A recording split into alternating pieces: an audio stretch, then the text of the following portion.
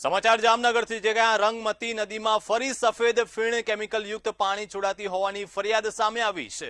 ઉદ્યોગો સામે કાર્યવાહી કરવાની અત્યારે માંગ ઉઠી રહી છે। તંત્ર માત્ર નમૂના લેતું હોવાના આક્ષેપ કરવામાં આવી રહ્યા છે। ડીપીસીબી તપાસ શરૂ કરવાનું જણાવ્યું છે। રિપોર્ટ બાદ કાર્યવાહી થશે તેવું અધિકારી દ્વારા કહેવામાં આવ્યું છે।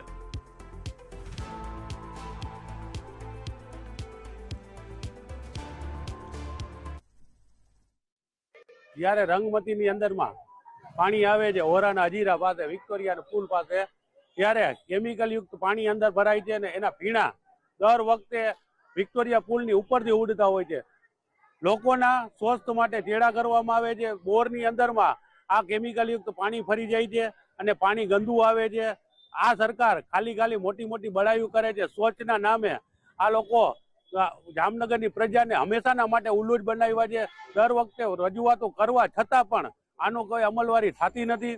જીઆઈડીસી દરેડનું જે ઔદ્યોગિક ગંદુ પાણી આવવા બાબતની આપની જે રજૂઆત છે એ બાબતે પણ જણાવવાનું કે ગુજરાત પ્રદૂષણ નિયંત્રણ બોર્ડ દ્વારા વખતો વખત આ પ્રકારની ચકાસણી કરવામાં આવતી હોય છે।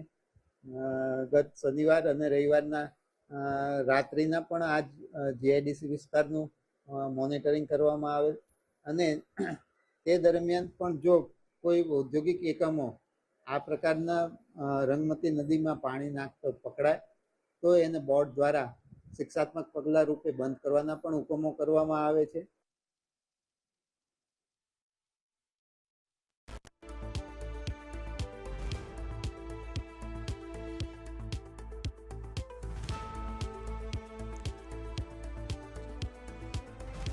ત્યારે આ મુદ્દે વધુ માહિતી સાથે હિરેન લાઈવ જોડાઈ ગયા છે। સંવાદદાતા હિરેન, ફરી એકવાર રંગમતી નદીમાં સફેદ ફીણવાળું પાણી જોવા મળ્યું છે, શું છે વધુ વિગતો?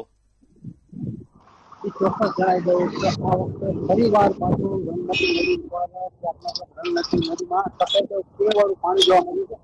આ ઉદ્યોગકારો દ્વારા ક્યાંક ને ક્યાંક કેમિકલ વાળું પાણી જે છે એ છોડવામાં આવ્યું છે। આ પાણીને લઈ અને આ સફેદ ફીણવાળી ચાદર થાય છે એને લઈને વારંવાર તંત્રને રજૂઆત કરવામાં આવે છે લોકો દ્વારા, પણ આ રજૂઆતને લઈ અને ક્યાંક ને ક્યાંક તંત્ર કાંઈ નથી કરતું તેવું લોકોને આક્રોશ છે। કેનાલમાં આ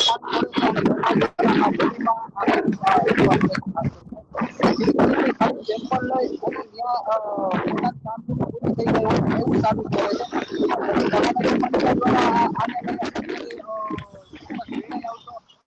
જીપીસીબી દ્વારા આને લઈને ત્યારે નિર્ણય આપવામાં આવશે એટલે લોકોમાં ક્યાંક વધારે પડતો રોષ નદી છે જે અત્યારે કેમિકલ યુક્ત બની ગઈ છે, જેને લઈ અને ક્યાંક ને ક્યાંક લોકોમાં ખૂબ રોષ જોવા મળી રહ્યો છે કે લોકોમાં જળ પાણીના જીવોને પણ આમાં ક્યાંક ને ક્યાંક નુકસાન છે અને આ નુકસાનને લઈ અને ક્યાંક ને ક્યાંક જોઈએ તો જમીનના સ્તર છે તેમાં પણ કેમિકલ ભળતું હોય તેવું 100% દેખાઈ રહ્યું છે અને લોકોની એક માંગણી છે કે વહેલા વહેલી તકે આ બંધ થાય। સમગ્ર માહિતી બદલ હિરેન આપનો આભાર।